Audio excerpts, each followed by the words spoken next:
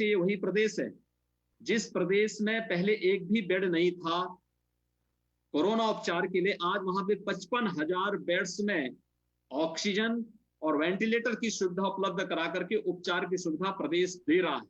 तो क्या ये प्रदेश के अंदर पिछले 1 वर्ष के अंदर हुई प्रगति का प्रमाण नहीं हो सकता है? एक। दूसरा, 2,50,000 के आसपास जो मामले आज के दिन पर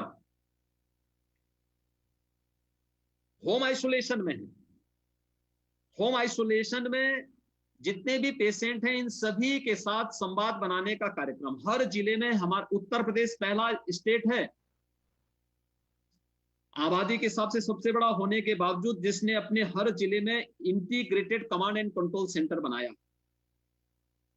आप लखनऊ में या नोएडा में रहते होंगे और मैं अनुरोध करूंगा कि एक बार आप अगर मैसेज देंगे सूचना विभाग के साथ, कभी हमारे कमांड एंड कंट्रोल सेंटर का विजिट करिए और उस कमांड एंड कंट्रोल सेंटर को आप देखेंगे कितनी प्रतिबद्धता के साथ और कितनी जवाबदेही के साथ राउंड द क्लॉक वहां पे हर कर्मचारी कार्य कर रहा है, हर एक विभाग का। उसमें हर एक का इंचार्ज कोई एक सीनियर अधिकारी बनाया गया, प्रशासनिक अधिकारी है, और उसके बाद अलग अलग मेडिकल की टीम अपनी जगह काम करती है। होम आइसोलेशन से जुड़े हुए लोगों के साथ जुड़ने की कार्रवाई अलग से है।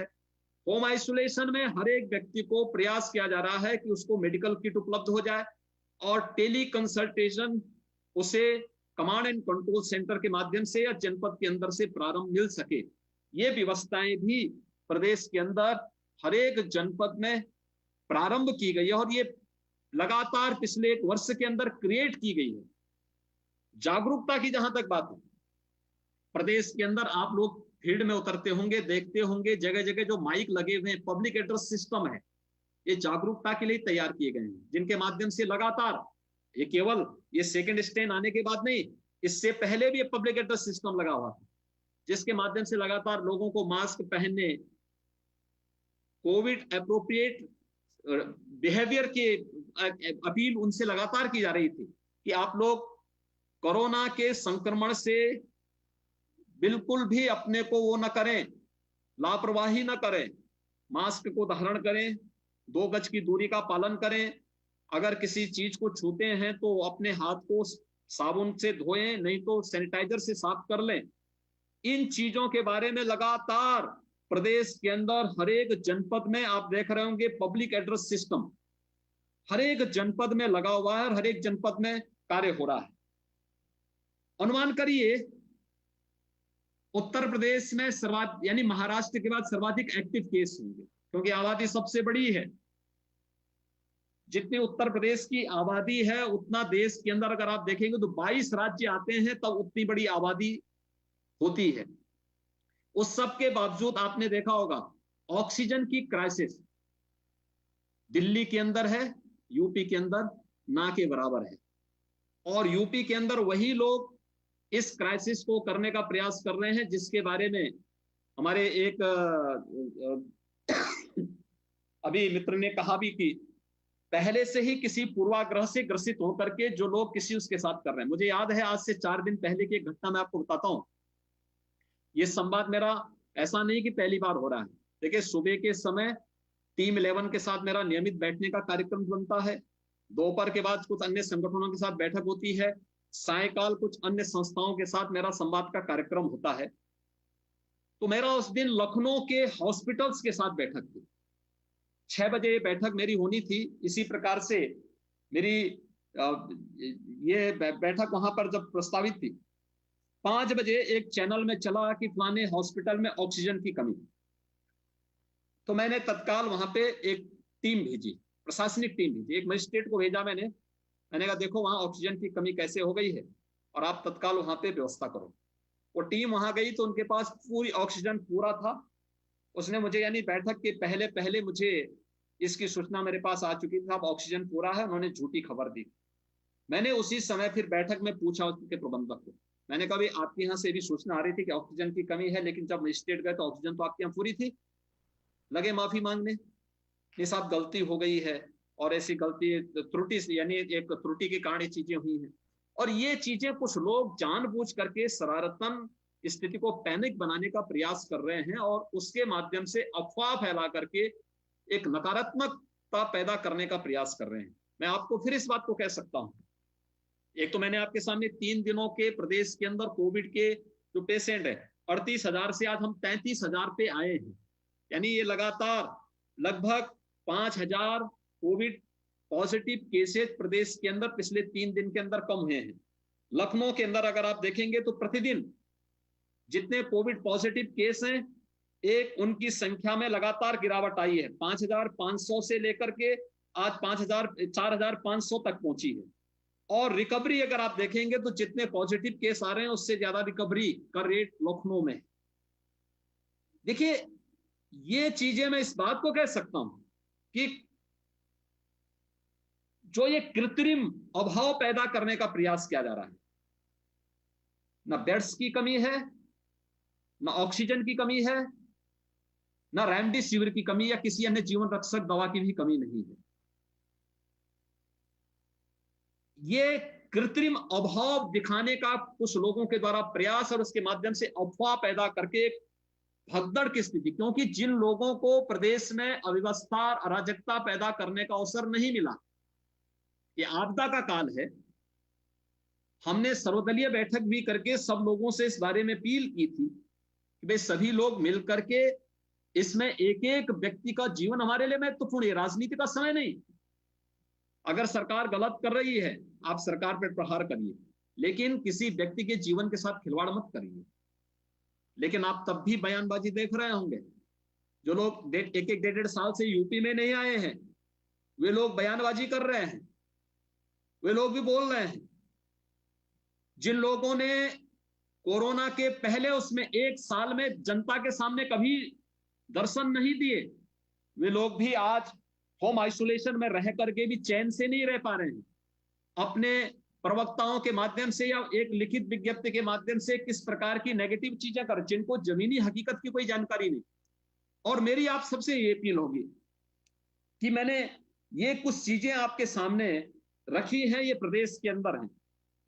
हमारे पास देखिए, एक ये कहना कि रेमडेसिविर को कालाबाजारी की जा रही है, मुझे लगता है सरासर झूठ है, क्योंकि इसका तो कोटा भारत सरकार ने तय कर दिया है हर राज्यों का। एक दूसरा, उत्तर प्रदेश के अंदर जितनी आवश्यकता है उतनी रेमडेसिविर हर एक जनपद को और हर सरकारी हॉस्पिटल को उपलब्ध कराया जा रहा है। और हर प्राइवेट हॉस्पिटल को भी जिलाधिकारियों के उसमें जिलाधिकारी और सीएमओ की टीम के साथ इस बात के लिए आश्वस्त कर दिया, इस बात के लिए उन्हें दे दिया गया कि भाई हम रेमडेसिविर आपको कंपनियों के माध्यम से बांध रहे हैं, आप इसकी आपूर्ति करें। हुआ क्या कि जब नवंबर से लेकर के मार्च के यानी फरवरी के अंत तक ये 4 महीनों में कोविड के मामले बहुत कम आए, तो कंपनियों ने अपना प्रोडक्शन कम कर दिया। कंपनियों के प्रोडक्शन के नाते ये चीजें सामने आई कि रेमडेसिविर नहीं था। अचानक इसकी डिमांड बढ़ी, अचानक बढ़ी तो किसी भी कंपनी को अपने प्रोडक्शन को बढ़ाने में कुछ समय लगता है और फिर वह उसकी सप्लाई की चेन को बनाती है। कुल 6 कंपनियां भारत के अंदर रेमडेसिविर बना रही हैं। भारत सरकार ने कुछ नई कंपनियों को ऑर्डर दिए हैं, उनमें उनके पास पहले से ही बाहर के भी ऑर्डर थे। उन स्थितियों में भारत सरकार ने, जैसे उत्तर प्रदेश का वो किया कि 10 दिन के लिए उत्तर प्रदेश को 1,20,000 रेमडेसिविर मिलेंगे। हमने उसका उसी प्रकार की एक व्यवस्था बनाई। कुछ रेमडेसिविर हम लोगों ने कंपनियों से सीधे बातचीत करके लिए और फिर वहां से अपने स्टेट प्लेन भेज करके उनसे मंगवाए, जिससे यहाँ पर लोगों की आवश्यकताओं की हम पूर्ति कर सके। ऑक्सीजन के लिए भी इसी प्रकार की एक चेन बनाए। उत्तर प्रदेश में मुझे लगता है कि उत्तर प्रदेश में ऑक्सीजन की किल्लत दिल्ली की तुलना, आखिर दिल्ली में तो हेल्थ इंफ्रास्ट्रक्चर का सबसे ज्यादा पैसा खर्च होता है। दिल्ली की कुल पॉपुलेशन कितनी है? 1,75,00,000 और 1,75,00,000 की आबादी में हेल्थ इंफ्रास्ट्रक्चर का सर्वाधिक पैसा वहां पर सेंट्रल गवर्नमेंट का भी और दिल्ली सरकार का भी खर्च होता है। उस सब के बावजूद उनके यहाँ 6 वर्ष में एक भी ऑक्सीजन प्लांट नहीं लगे। और उत्तर प्रदेश ने इसी दौरान 32 ऑक्सीजन प्लांट लगाए हैं अपने अलग अलग हॉस्पिटल में। हम लोगों ने पिछले 4 वर्ष के दौरान हमारे हर बड़े मेडिकल कॉलेज में, संस्थान में हमारे ऑक्सीजन प्लांट है। ऑक्सीजन प्लांट जितने बेड्स उनकी क्षमता है, उतने की हमारे पास ऑक्सीजन की क्षमता है। जैसे आप SGPGI में जाएंगे, उनके पास जितने बेड्स हैं जो फंक्शनल रहे हैं, उतने का उनके पास ऑक्सीजन प्लांट है। लेकिन अगर हमें अतिरिक्त बेड देने पड़ेंगे तो उसके लिए ऑक्सीजन की आवश्यकता, क्योंकि एक तो कोविड पेशेंट में खासतौर पर अगर जो व्यक्ति समय पे उपचार नहीं करा रहा है, लापरवाही कर रहा है, HFNC की उपयोगिता जब होती है तो इसमें कई गुना ऑक्सीजन की आवश्यकता इसमें पड़ती है। तो ऑक्सीजन एक तो ये, और इसीलिए हम लोगों ने पहले से ही एक तो ये व्यवस्था यहाँ पर प्रारंभ की थी, हर एक हॉस्पिटल में ऑक्सीजन का अपना प्लांट हो, इसकी तैयारी बड़े मेडिकल कॉलेजेस में भी, बड़े 300 बेड के हॉस्पिटल में हमने व्यवस्था पहले ही अपनी शुरू कर दी थी। 39 हमारे ऑक्सीजन प्लांट नए लगने के ऑर्डर पहले से प्लेस हुए हैं, पहले से दिए जा चुके हैं, जहां पे हम ऑक्सीजन प्लांट लगाएंगे।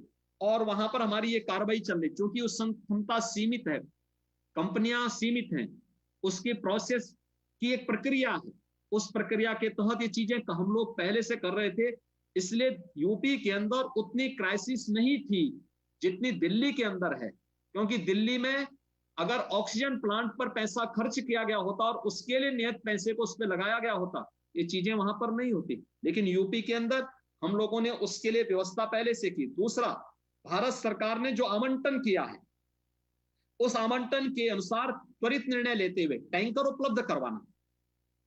हमने जैसे ही यहां भारत सरकार ने आवंटन की प्रक्रिया ली और ऑक्सीजन को आवंटन की प्रक्रिया के साथ जोड़ा, तो हम लोगों ने जितने भी प्राइवेट टैंकर थे उन सभी को टेक ओवर करते हुए यहाँ पे गृह विभाग के अधीन एक कंट्रोल रूम बना दिया, और कंट्रोल रूम के माध्यम से प्रत्येक टैंकर को GPS के साथ जोड़ करके उनकी ऑनलाइन ट्रैकिंग करनी हमने शुरू कर दी।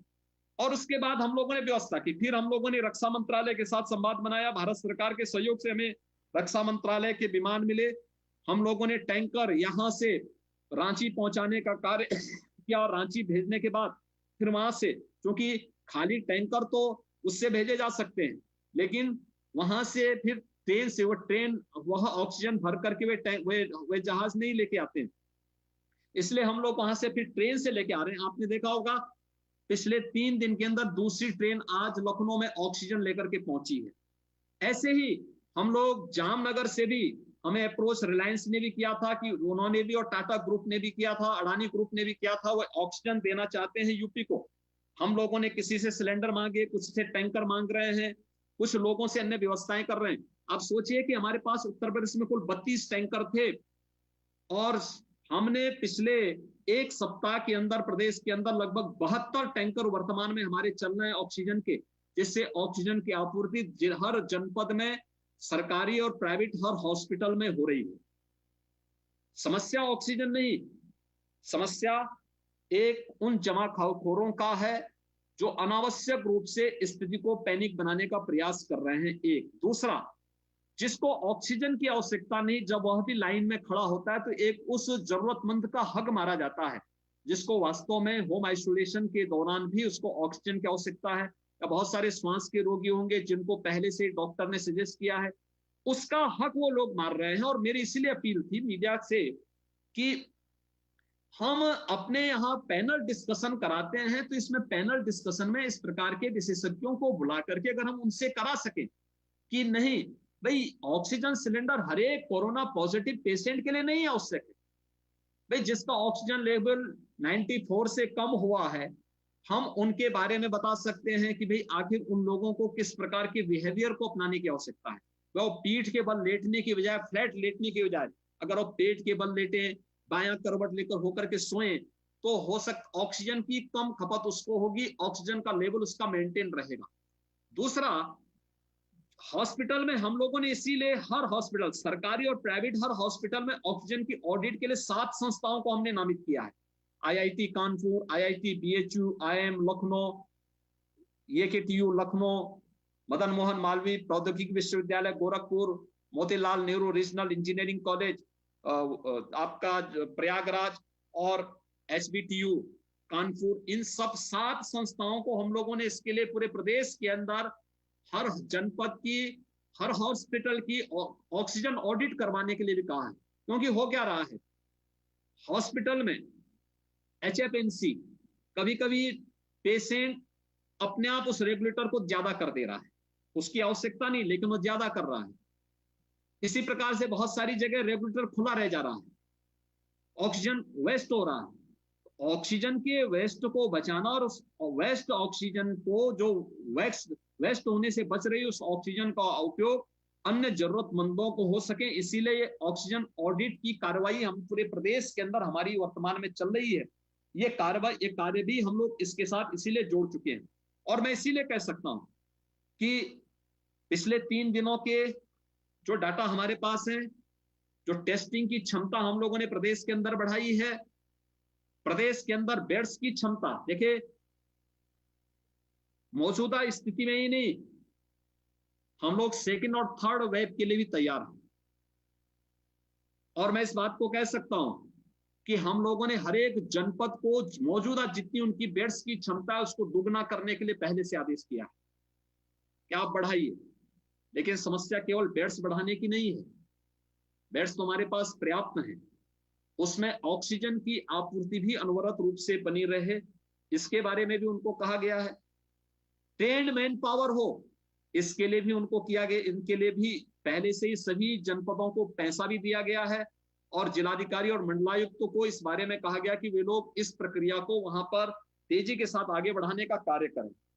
कंटेनमेंट जोन को भी हम लोगों ने प्रभावी ढंग से कार्य प्रारंभ किया है। कंटेनमेंट जोन किस तरीके से हो, हम लोगों ने पहले 25 मीटर और 50 मीटर का एक रेडियस लिया था, लेकिन अगर एक मोहल्ले में कई ऐसे कंटेनमेंट जोन बने हैं तो वहां पे एक बड़ा कंटेनमेंट जोन बनाने के लिए कहा गया कि बड़ा कंटेनमेंट जोन आप उसमें तैयार बनाइए, और इसमें स्वयंसेवी संगठनों का सहयोग, सिविल डिफेंस है, एनएसएस है, एनसीसी है, यानी फोर्स के साथ साथ इन चीजों को भी इसके साथ जोड़िए। ग्लव्स, मास्क को अनिवार्य करने की दिशा में कार्रवाई, और ये भी किया गया, आपने देखा होगा मास्क के यानी न लगाने पर इन्फोर्समेंट की कार्रवाई को हमने तीव्र किया। पहले जो बिना मास्क के चले, व्यापक जागरूकता के बावजूद 1000 रुपए, और दूसरी बार अगर वही व्यक्ति गलती करता है 10,000 रुपए का उसमें पेनल्टी लगाने की कार्रवाई। और इसमें यह भी निर्णय सरकार ने किया है कि मास्क के इन्फोर्समेंट से जो पैसा कलेक्ट होगा, इसमें से आधा पैसा हम सड़क सुरक्षा में दे देते हैं, आधा पैसा सरकार ने निर्णय किया है कि जरूरतमंदों को मास्क बांटने, जो फील्ड के कर्मचारी और कोरोना वॉरियर्स हैं उनको मास्क, ग्लव्स और सैनिटाइजर उपलब्ध कराने के लिए इस पैसे का उपयोग होगा। ये भी प्रदेश सरकार ने निर्णय लेकर के इस कार्रवाई को भी आगे बढ़ा दिया है। तीसरा, मेडिकल किट की व्यवस्था। हर एक होम आइसोलेशन में रहने वाले मरीज को मेडिकल किट उपलब्ध हो जाए, और मेडिकल किट उपलब्ध करवाने के लिए उसमें सभी प्रकार की जरूरी दवाइयों के साथ साथ ये भी व्यवस्था उसके साथ दी जा रही है कि सीएम हेल्पलाइन को केवल इसी के साथ जोड़ा गया है कि सीएम हेल्पलाइन 2 काम करेगी। एक, होम आइसोलेशन में रहने वाले लोगों को मेडिकल किट मिली कि नहीं मिली है और उसके संतुष्टि लेवल को चेक करें। दूसरा, सीएम हेल्पलाइन जो हॉस्पिटल में भर्ती पेशेंट हैं उनके साथ संवाद बनाएगा। संवाद इस बात को लेकर, और ये लगातार कार्य चल रहा है कि पेशेंट को वहां डॉक्टर और सीनियर फैकल्टी राउंड ले रहे हैं कि नहीं ले रहे हैं, वहां साफ सफाई है कि नहीं है, बेडशीट बदली जा रही है कि नहीं बदली जा रही है, भोजन समय पे मिल रहा है कि नहीं मिल रहा है, उनकी जरूरत के हिसाब से अन्य सुविधाएं वहां पे उपलब्ध हो रही कि नहीं हो रही हैं। इन चीजों को लेकर के भी सीएम हेल्पलाइन का उपयोग बेहतर तरीके से प्रदेश के अंदर किया जा रहा है। हर एक जनपद में, मैं तो चाहूंगा आप में से ज्यादातर जो हमारे संपादक गण हैं ये ज्यादातर लखनऊ या फिर नोएडा में रहते हैं, और मैं चाहूंगा सूचना विभाग इस बात की जरूर व्यवस्था करें कि आप लोगों को एक बार integrated command and control centre का विजिट जरूर करवाएं।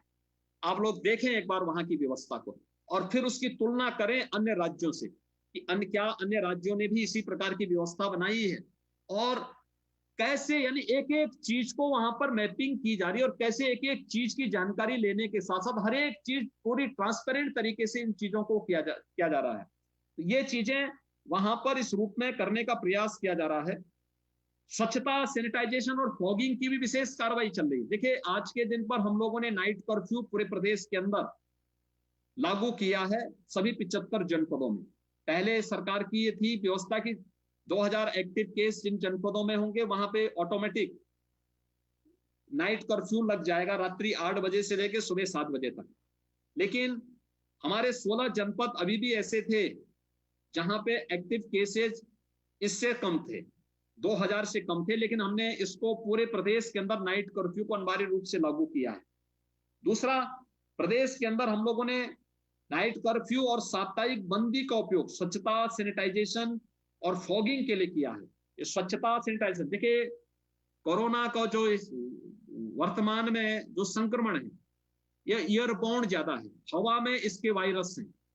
हवा में इसके वायरस के प्रकोप को रोकने के लिए सैनिटाइजेशन एक बहुत बड़ी कार्रवाई हो सकती है, वह उसके संक्रमण को रोकने में एक ब्रेकर का काम कर सकता है। और इसलिए आपने देखा होगा हर एक नगर निकाय में, ग्राम पंचायत में व्यापक स्तर पर हाइपोक्लोराइड का घोल का छिड़काव करने की कार्रवाई, सफाई के विशेष अभियान, फॉगिंग की कार्रवाई, ये इसीलिए हर एक जनपद में की जा रही है, साप्ताहिक बंदी के दौरान भी और अन्य दृश्य भी इन चीजों को यहाँ पर करने की कार्रवाई लगातार की जा रही है।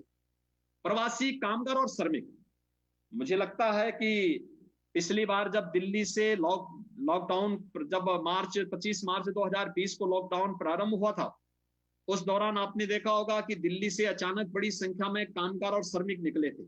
उस समय मीडिया ने उसको खूब हाईलाइट किया था। लेकिन इस बार भी जब दिल्ली में लॉकडाउन प्रारंभ हुआ था तो रात्रि में 1.5 लाख प्रवासी कामगार और श्रमिक दिल्ली से निकले थे और पूरी रात्रि में उन लोगों को हम लोगों ने वाहनों की व्यवस्था की और उनको सुरक्षित उनके घरों तक पहुंचाने का कार्य हुआ।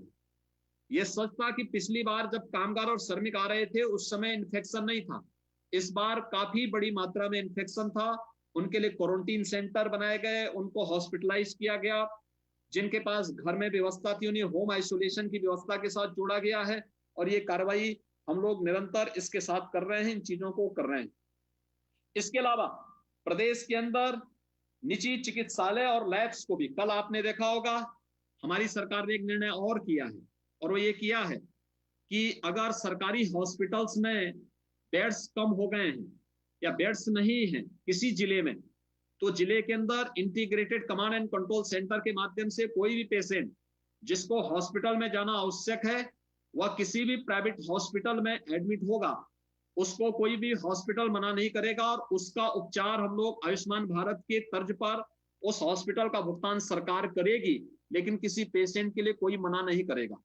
दूसरा, लैब्स के बारे में, प्राइवेट हॉस्पिटल के लिए भी और लैब्स के बारे में भी, कि कोई भी जांच के लिए मना नहीं करेगा। अगर कोई व्यक्ति अपनी जांच नहीं करा पा रहा है सरकारी लैब्स में, उसको लगता है ज्यादा समय लग रहा है, एंटीजन टेस्ट के आधार पर भी एडमिशन की व्यवस्था हमने अनिवार्य कर दी है। दूसरा, ये भी व्यवस्था की है कि अगर कोई व्यक्ति प्राइवेट लैब्स में भी, अगर सरकारी लैब में उसका ज्यादा वेटिंग आने की संभावना है तो वह प्राइवेट लैब्स में अपना उपचार कर ले, सरकार उसका भुगतान करने जा रही है। और इसके लिए हमने रेट तय कर दिए हैं, उसके बारे में व्यवस्थाएं तय कर दी हैं। ये चीजें हमारी लगातार प्रदेश के अंदर चल रही हैं। इसके अलावा 2 घंटे हो गए बोले जा, हेल्पलाइन भी जारी की है हर जनपद में, और प्रदेश स्तर पर स्वास्थ्य विभाग की एक हेल्पलाइन है जिसमें हम लोग टेली कंसल्टेशन यानी टेली मेडिसिन की सुविधा उपलब्ध करवा रहे हैं। कोई भी व्यक्ति जिसको, जो नॉन कोविड पेशेंट है या कोविड पेशेंट है, दोनों के लिए हम लोगों ने हर एक जनपद में व्यवस्था की है। इसके अलावा शाम को 5 से 6 बजे के बीच में SGPGI के द्वारा वर्चुअल आईसीयू की व्यवस्था की गई है, क्योंकि वर्चुअल आप याद करिए जब कोरोना के मामले आए थे प्रदेश के 36 जनपद ऐसे थे जहां आईसीयू के एक भी बेड नहीं थे। आज हमारे पास हर जनपद में आईसीयू के बेड्स उपलब्ध हैं, वहां पे आईसीयू मौजूद है, उनके पास वेंटिलेटर मौजूद है, HFNC मौजूद है, उनकी ट्रेनिंग के कार्यक्रम पहले से संपन्न हो चुके हैं। लेकिन फिर भी अगर कहीं कोई समस्या उनके सामने है तो हम लोगों ने SGPGI को इस बात के लिए अधिकृत किया है कि SGPGI उन्हें वहां पर वर्चुअल आईसीयू के साथ जोड़ेगी और हर दिन 5 से 6 बजे के बीच में SGPGI के एक्सपर्ट उन्हें इस बारे में अवगत कराते हैं। पेशेंट के बारे में अगर कहीं किसी की कोई क्वेरीज है तो उसके बारे में भी उसका समाधान करने का काम प्रदेश के अंदर हो रहा है। मुझे आपको बताते हुए एक जो बात वैक्सीनेशन को लेकर के भी एक बात चली थी, वैक्सीनेशन अब तक उत्तर प्रदेश के अंदर एक तो हमारा लगभग आज हम लोग 4 करोड़ टेस्ट पूरा कर चुके हैं। उत्तर प्रदेश ये देश के अंदर सर्वाधिक टेस्ट हैं, किसी भी राज्य के द्वारा किए गए सर्वाधिक टेस्ट हैं। दूसरा, वैक्सीनेशन में भी उत्तर प्रदेश सर्वाधिक है। आज के दिन पर हम लोग लगभग 1,20,00,000 लोगों को वैक्सीन दे चुके हैं।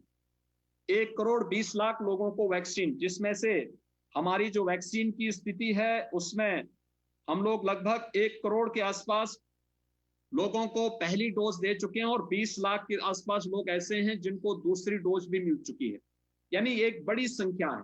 और 1 मई से हम लोगों ने कार्य योजना तैयार की है।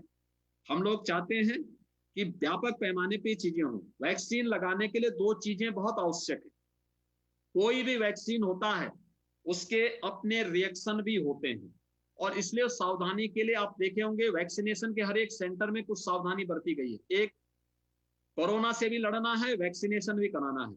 इसके लिए हम लोगों ने सबसे पहले रजिस्ट्रेशन के क्षेत्र में वहां पर वेटिंग एरिया बनाया है जहां पे लोग सोशल डिस्टेंसिंग के साथ बैठ सकें।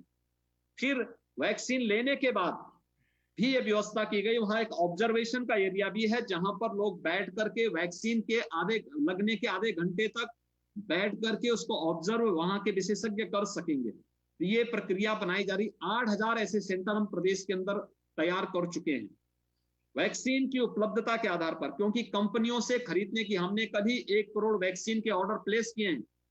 बहुत सारी दोनों कंपनियों के द्वारा इतना ऑर्डर उनके पास पहले से ही सेंट्रल गवर्नमेंट का है कि उनके द्वारा अभी इसके बारे में एक इतनी बड़ी संख्या में वैक्सीन उपलब्ध कराने में अभी थोड़ी दिक्कतें महसूस की जा रही हैं। लेकिन हम लोग 1 मई से वैक्सीन लगाने की प्रक्रिया को प्रारंभ करने जा रहे हैं। उसकी पूरी कार्य योजना हमने बना दी है कि 45+ वालों को तो लगेगा ही, 18+ वालों को भी हम इसके साथ जोड़ रहे हैं। इसमें सबसे बड़ी इसमें जो वो चीज हमारे लिए जो चैलेंज होगा वो होगा कि वैक्सीन के वेस्टेज को रोकना और जरूरतमंदों को वैक्सीन मिल जाना। हम लोगों ने इसमें काफी बड़ी सफलता अब तक प्राप्त की है। और खासतौर पर जब वैक्सीन के पहले चरण में जब 16 जनवरी से वैक्सीनेशन का कार्यक्रम प्रारंभ हुआ था, हमने देखा था कई जनपदों में और कई राज्यों में वेस्टेज 20 से 25% था। धीरे धीरे करके उसको कम लाया गया। यूपी में हम इसको 5% से कम करने में सफल हुए हैं। लेकिन हमारा प्रयास है कि वैक्सीनेशन को हम लोग 0, यानी इसके वेस्टेज को हम 0 पे लेके आ जाए। और इसके लिए कमांड एंड कंट्रोल सेंटर का उपयोग भी इसमें भी किया जा रहा है कि हम उतने लोगों को सेंटर पे बुलाएं जितने लोगों को वैक्सीन लगे। एक तो अनावश्यक भीड़ रुकेगी, और इसके लिए ऑनलाइन रजिस्ट्रेशन की प्रक्रिया 28 तारीख से प्रारंभ होने जा रही है, जिससे उतने ही लोग सेंटर पे आएंगे जितना वायल में वैक्सीन होगा। और कोई वायल अगर खुले, क्योंकि इसमें 2 चीजें रखनी पड़ेंगी, एक कोल्ड चेन को मेंटेन करना, दूसरा अगर कोई वायल एक बार खुल गया तो उसके बाद वह दूसरा उपयोग नहीं हो सकता है। फिर आपको उसी समय उसका उपयोग करना पड़ेगा। कोल्ड चेन उसकी तभी मेंटेन रहेगी, अन्यथा नहीं रहेगी। इसलिए वैक्सीनेशन की प्रक्रिया को भी हम साथ साथ आगे बढ़ाने का कार्य कर रहे हैं। ये प्रदेश सरकार की ये कार्रवाई यहाँ पर चल रही है। मेरी आप सबसे कुछ चीजों पर अनुरोध होगा, और इसमें मीडिया की बहुत बड़ी भूमिका होगी। कल मैंने जानबूझ करके मीडिया के सामने एक को भेजा था, एक अपील भेजी थी अपनी तरफ से, कि जिसपे एक बहुत बड़ा काम और एक मानवता का बहुत बड़ा काम हो सकता है। जो मीडिया अगर उस अपील को अपने तरीके से या उससे जुड़े हुए विशेषज्ञों के माध्यम से भी अगर निकाल देगी, बहुत बड़ा काम हो सकता है। कि एक तो हम इस चीज को ध्यान में रखें कि ये सामान्य फ्लू नहीं, एक महामारी है। हम महामारी से लड़ रहे हैं इस समय, और महामारी से लड़ने के लिए हम सबको तैयार होना पड़ेगा, पूरे समाज को तैयार होना पड़ेगा। सरकार हर प्रकार की हर संभव सुविधा देगी, और मैं इस बात को कह सकता हूं, ना ऑक्सीजन को कोई ब्लैक कर सकता है, ना कोई बेड्स की किल्लत होने दी जाएगी, नहीं रेमडेसिविर या किसी जीवन रक्षक दवाओं की कोई कमी होने दी जाएगी। लेकिन नेगेटिविटी को रोकने में मीडिया की बड़ी भूमिका हो सकती है। हम लोग तय कर सकते हैं, अगर शमशान के विजुअल दिखाने की बजाय हम जो रिकवरी से लोग ठीक होकर के जा रहे हैं उनको दिखाएं, तो हर व्यक्ति प्रोत्साहित होगा। जो ये पैनिक स्थिति पैदा हो रही है कि लोग दौड़ रहे हैं, कोई ऑक्सीजन की लाइन में खड़ा हो रहा है, कोई व्यक्ति बेड की लाइन में खड़ा हो रहा है, कुछ लोग रेमडेसिविर के लिए दौड़ रहे हैं, कोई आवश्यकता नहीं उसकी। सरकार काम कर रही है, हमारा तंत्र काम कर रहा है, पहले से बेहतर स्थिति में काम हो रहा है, और ये मीडिया को इस चीज को तय करना पड़ेगा कि हम कौन से विजुअल दिखाएं। जो व्यक्ति स्वस्थ होकर के हॉस्पिटल से जा रहा है, हम उसके विजुअल दिखाएं, या शमशान घाट की जलती हुई चिता को हम दिखाएं। शमशान घाट की चिता को अगर आप किसी भी स्थिति में दिखाएंगे तो मुझे लगता है वो हमेशा स्थिति को पैनिक करेगा। लेकिन जब हम रिकवरी, आप याद करिए, जब आगरा और नोएडा से उत्तर प्रदेश के पहले कोरोना पॉजिटिव केसेस को मार्च 2020 में रिकवरी के बाद मीडिया ने जब उसको पॉजिटिव तरीके से दिया था, लोगों के मन में एक विश्वास जागृत हुआ था। यानी कोरोना कोई इतना, यानी इसमें जो मृत्यु दर है इतनी ज्यादा नहीं है कि जिससे कोई भयभीत हो। हम इस बात को कह सकते हैं कि इसमें मृत्यु दर 2 से 3% से अधिक नहीं है, लेकिन अगर हम सावधानी बरतेंगे तो हम इसको और न्यूनतम स्तर पर पहुंचवा देंगे। लेकिन अगर हमने आज के दिन पर अगर आप देखेंगे, यूपी की मृत्यु दर कुल 0.5% है, लेकिन अगर आप अन्य जगहों की स्थिति देखेंगे ये 5% तक पहुंची है बहुत सारी जगह। ये चीजें भी आपके सामने इसको देख सकते हैं। दुनिया के अंदर बड़े बड़े देशों का आप देखेंगे, उनके अंदर अच्छा हेल्थ इंफ्रास्ट्रक्चर होने के बावजूद भी उनकी मृत्यु दर इतनी ज्यादा कैसे? इसलिए जो चीज अपने यहाँ अच्छी हो रही है उसको अगर हम लोगों के सामने अच्छे ढंग से प्रस्तुत करने का प्रयास करेंगे, एक तो ये चीजें उसमें बहुत बड़ी भूमिका का निर्वहन कर सकती है। दूसरा, धैर्य से चैलेंज को फेस करना। धैर्य खोने से समस्या का समाधान नहीं होने वाला है, अधीरता से समस्या का समाधान नहीं होने वाला, उतावलापन से या फिर सस्ती लोकप्रियता हासिल करने के लिए कुछ भी हम दिखा दें, कुछ भी हम बोल दें, उससे समस्या का समाधान नहीं होने वाला है। समस्या का समाधान तो धैर्य के साथ समस्या को समझना, फिर उसके अनुरूप उसका कार्ड तैयार करना और उसका पब्लिक को उसमें राहत देना, और उन चीजों को लेकर के अगर हम कार्य कर पाएंगे, ये कुछ पॉजिटिव स्टोरी बन सकती है। मैंने जो आपसे अनुरोध किया था कि इस फील्ड के विशेषज्ञ हर एक जगह हैं। जैसे एक जो यहां पर जानबी आई कि होम्योपैथ से बहुत सारे लोग इसका उपचार हो सकता है। होम्योपैथ के कुछ विशेषज्ञों को हम पैनल डिस्कशन में बिठा सकते हैं, उनके द्वारा भी बताया जा सकता है क्या हो सकता है। आयुर्वेद के जो नुस्खे हैं उनके माध्यम से भी क्या चीजें, इम्यूनिटी बढ़ाने के लिए क्या किया जा सकता है, इसके बारे में बताया जा सकता है। अच्छे चिकित्सा विशेषज्ञ आज हमारे पास हैं जिनके पास पिछले 1 वर्ष का एक्सपीरियंस है, जिन्होंने 1 वर्ष के अंदर इसमें बहुत अच्छा काम किया है। ऐसे विशेषज्ञों का हम आधा घंटे का पैनल डिस्कशन करवा सकते हैं, उनकी अपील या उनकी वार्ता या उनके साथ एक बातचीत का एक हम अपने यहाँ चैनल में उनका विशेष शो करा सकते हैं और उसको हाईलाइट कर सकते हैं। पब्लिक देखेगी, पब्लिक उसके प्रति जागरूक होगी, पब्लिक उसके प्रति वो करेगी। और उन चीजों को अगर हम बताएंगे, पॉजिटिव स्टोरी को अगर हम दिखाने का प्रयास करेंगे, देखिए ऑक्सीजन की आपूर्ति सरकार कर रही है, सरकार इस दिशा में हर संभव प्रयास कर रही है। हमने हर प्रकार के वो खोले हुए, कहीं कोई समस्या नहीं आने वाली किसी को भी। लेकिन स्थिति को पैनिक बनाने की बजाय अगर हम उसमें नेगेटिव उसको देने का प्रयास करेंगे, नकारात्मक न्यूज को हम प्रोत्साहित करने का प्रयास करेंगे, तो स्वाभाविक रूप से पब्लिक के मन में भी ये बात होती है। क्योंकि एक जो थ्योरी है कि एक झूठ को 100 बार बोलो तो वो कभी कभी लोगों को भी लगने लगता है कि वास्तव में ये जो लोग 100 लोग बोल रहे हैं या 100 बार एक ही चीज को दोहराया जा रहा है, ऐसा तो नहीं कि हम ही लोग गलत। कंफ्यूजन किस थी? कंफ्यूजन नहीं होना चाहिए, अफवाहों को हर हाल में रोकना।